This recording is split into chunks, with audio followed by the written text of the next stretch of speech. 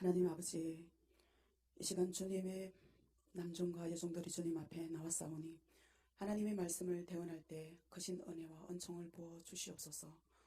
영혼의 생명 양식이 되어 날마다 범사에 기쁨과 즐거움이 넘치는 삶이 되게 하시옵고, 세상을 이기는 삶이 되게 하여 주시고, 하나님께 영광 돌리는 예배가 되게 하여 주시옵소서. 마치는 시간까지 성삼위 하나님께서 주관하여 주시옵소서.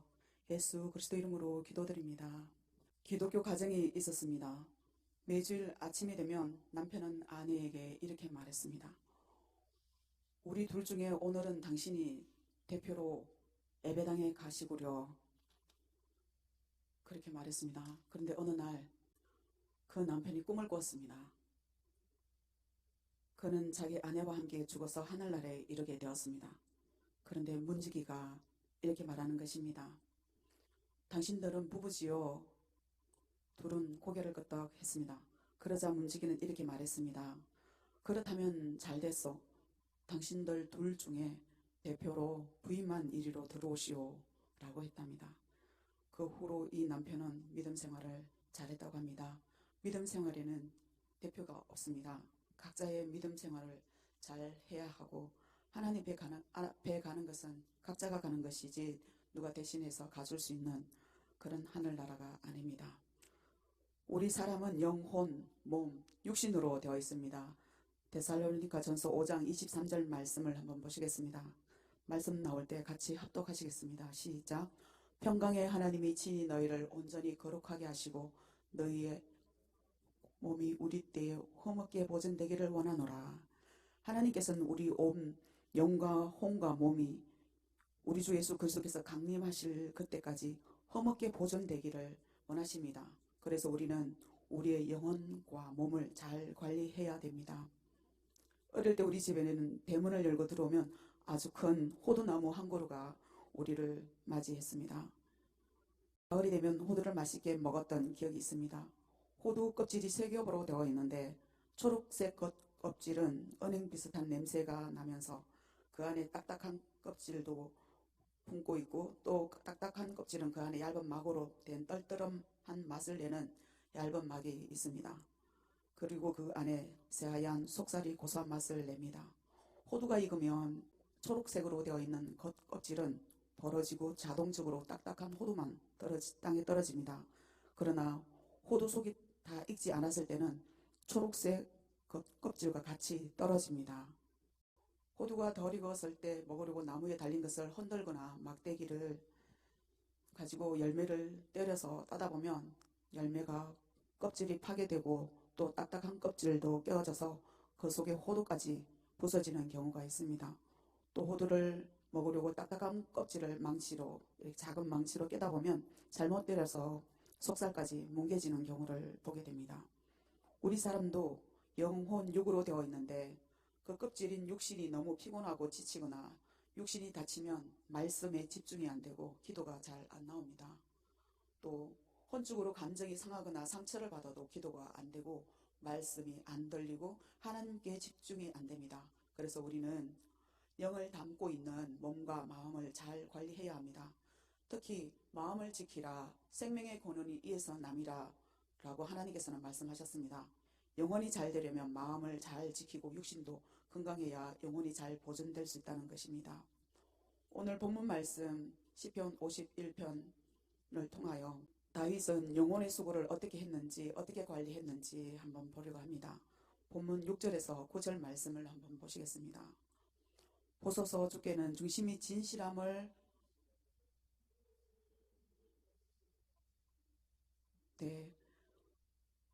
다윗은 죄를 지은 후에 하나님께서 지혜를 엄밀히 안 가르쳐 주셨던 것입니다. 우리가 하나님께 가까이 가면 하나님의 지혜를 가르쳐 주십니다. 그것을 사람들이 알 수 있도록 편하게 가르쳐 주는 것이 아니라 영적인 것이기 때문에 내적으로 하나님께서 지혜를 엄밀하게 우리에게 가르쳐 주십니다. 그런데 내가 죄를 범하고 나니까 나에게 가르쳐 준 그 하나님 지혜가 안 온 것입니다. 이 뜻은 하나님과 단절된 상태, 하나님과 불통된 상태, 기도가 안 되는 상황이라고 알 수 있습니다. 그래서 기도할 수밖에 없는 상태입니다. 하나님과 소통을 잘하던 사람이 갑자기 소통이 끊어지고 기도가 안 될 때 얼마나 죽을 맛인지 기도하는 사람은 다 아실 것입니다. 평소에 나의 모든 일들을 수시로 전화하면서 교제하던 친정 어머니나 친구가 갑자기 전화가 안 될 때 얼마나 답답합니까? 무슨 일이 생겼나? 왜 전화를 안 받으시지? 이러면서 걱정을 하게 됩니다. 그래서 우리도 기도가 안 될 때 얼마나 답답한지 아실 것입니다. 시편 51편 7절에 우슬초로 나를 정결하게 하소서. 내가 정하리이다. 나의 죄를 씻어주소서. 내가 눈보다 희리이다. 우슬초는 피를 찍어서 문 인방과 좌우 설주에 뿌려서 죄를 정결할 때 사용되는 도구이며 또 정결하실 때 피를 바르는 도구로 사용됩니다. 이 뜻은 내 죄를 용서해 달라는 내적 상태, 외적이 아니라 내적 상태를 강조하는 것입니다. 8절 9절 말씀 보시겠습니다. 내게 즐겁고 기쁜 소리를 들려주시사 주께서 꺾으신 뼈들도 즐거워하게 하소서. 주의 얼굴을 내 죄에서 돌이키시고 내 모든 죄악을 지워주소서. 내가 내 중심에 진심으로 회개합니다. 하나님께서는 나의 진실함을 원하시는 것을 압니다. 하나님, 죄를 정결하게 하는 그 우슬초로 나의 죄를 용서해 주십시오. 내 죄 때문에 고민을 하며 내 뼈도 상하고 기쁘고 즐거운 일이 없고 내 뼈가 상했습니다. 하나님, 나의 죄를 용서해 주시면 내가 기쁘고 즐거워할 것이고 내 뼈도 즐거워할 것입니다. 하나님, 제발 나의 죄와 내 모든 죄악을 흰눈같이 지워주십시오. 용서해 주십시오.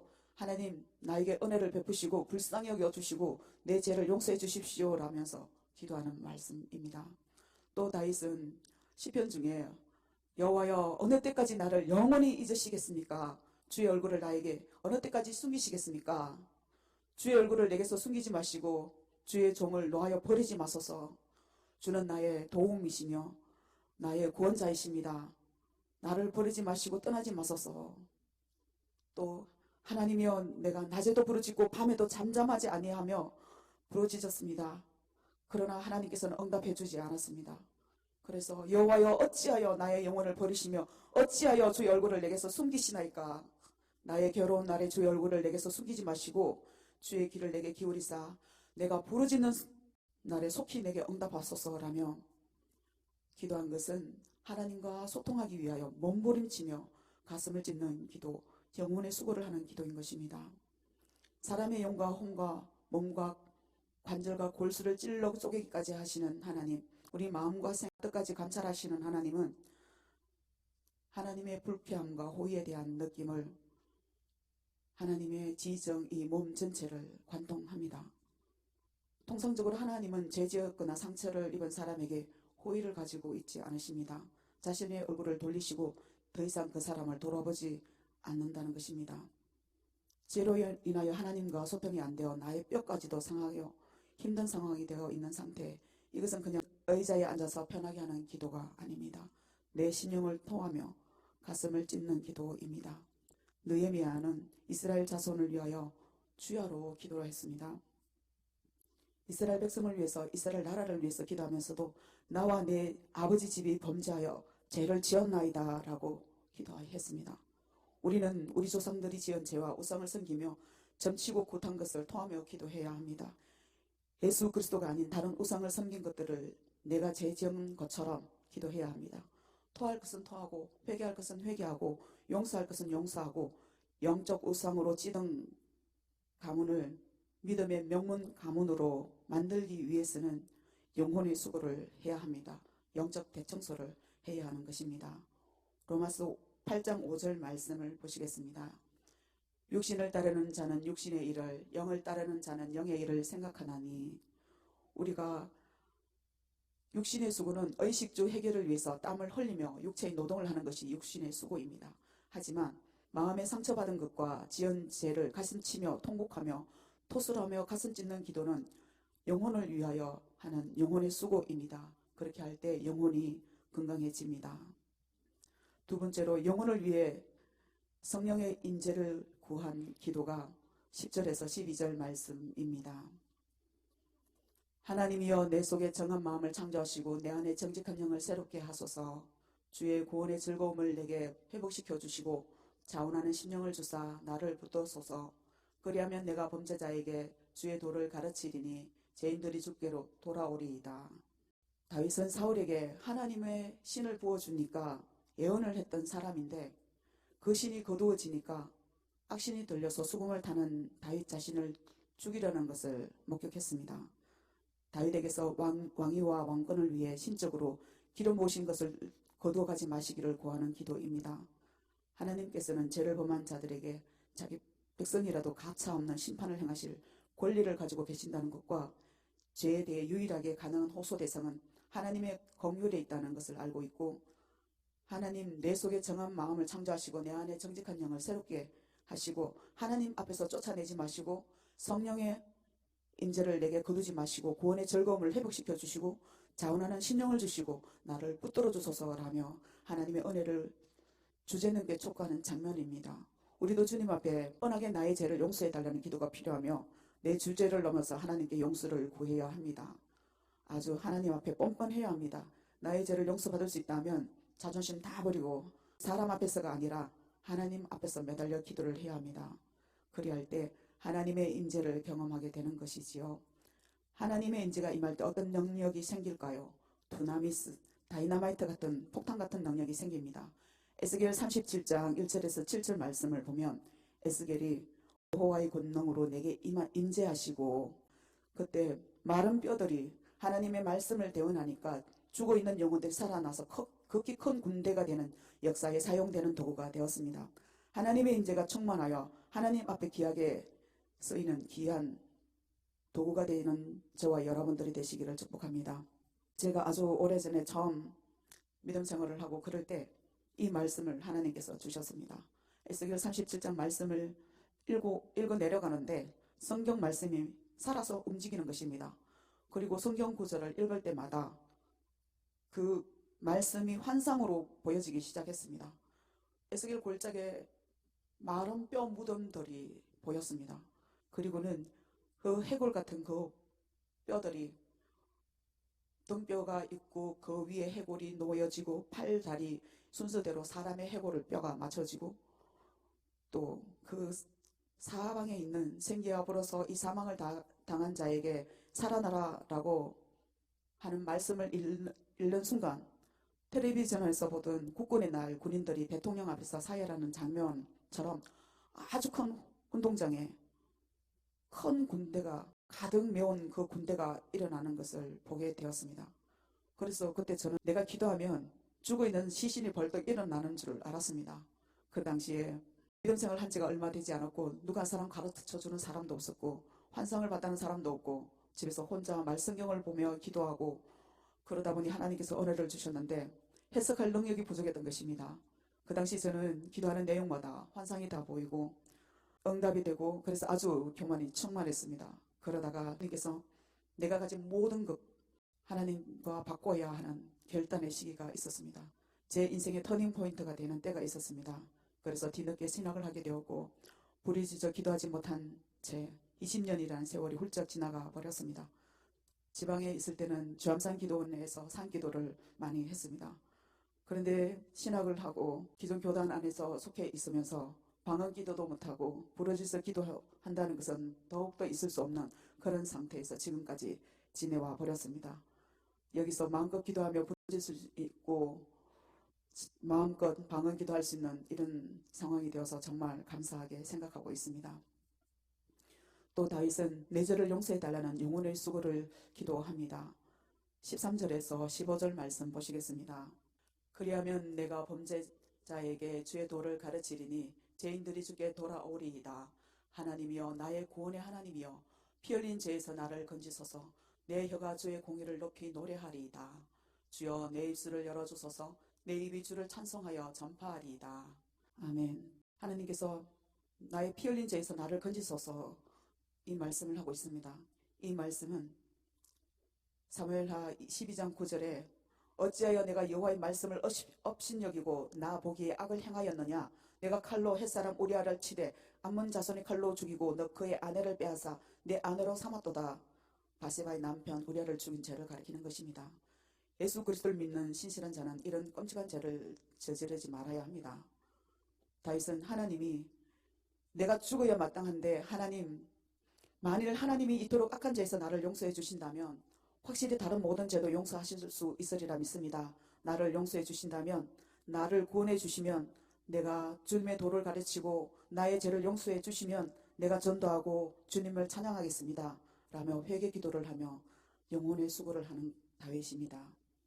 예수님께서도 영혼의 수고를 하셨습니다. 누가복음 22장 42절에서 44절 말씀을 보시겠습니다.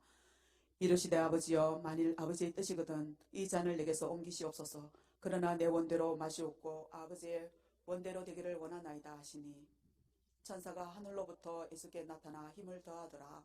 예수께서 힘쓰고 애써 더욱 간절히 기도하니 땀이 땅에 떨어지는 핏방울같이 되더라. 아멘. 예수님께서는 십자가를 져야 하는 시간이 다가왔음을 알았습니다. 이 십자가를 지고 싶지 않았나 봅니다. 그러나 내 원대로 십자가를 안 지고 싶지만 아버지의 원대로 되기를 원합니다 하시면서 힘쓰고 더욱 애써서 간절히 기도하시니 땀이 떨어지는 것이 핏방울같이 되도록 애써 기도를 하시고 십자가 제물이 되셨습니다. 마가복음 15장 34절 말씀 보시겠습니다.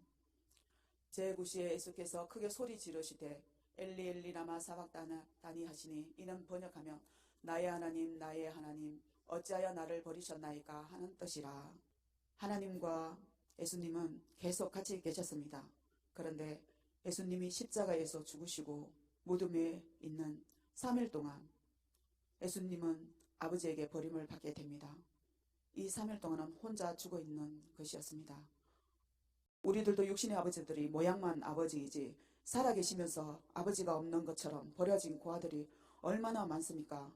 아버지에게 버림받고 상처받은 사람은 하나님 아버지에게 가까이 가지를 못합니다. 왜냐하면 하나님을 아버지라고 부르니 아버지라는 그 단어에 내가 상처받고 버림받은 내 육신의 아버지가 생각이 나서입니다.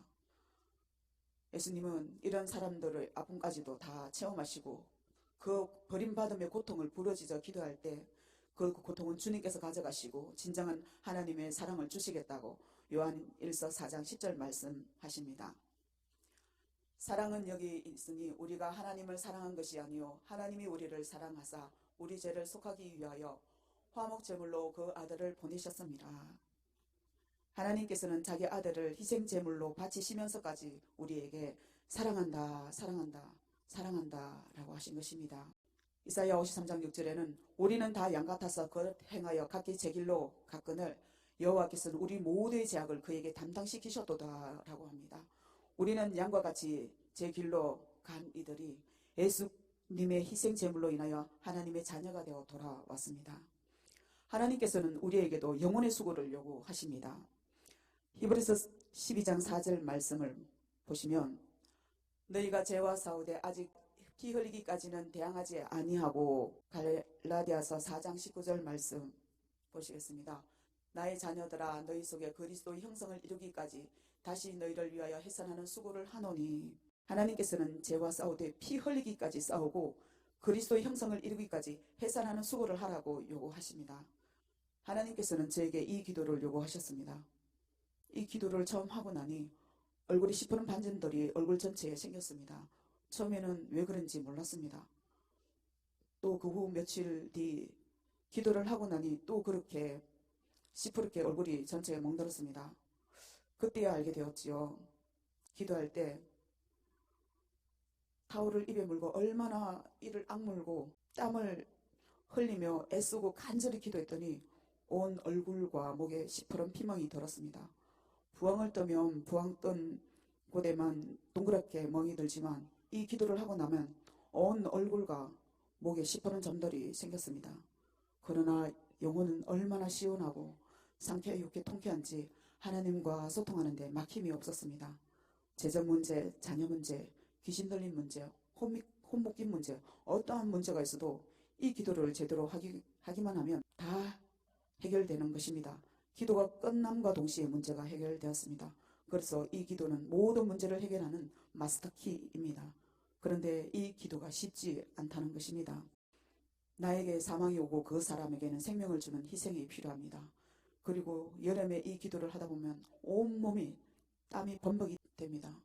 우리가 해산을 할 때, 아기를 출산할 때 얼마나 용을 써서 아기를 출산합니까?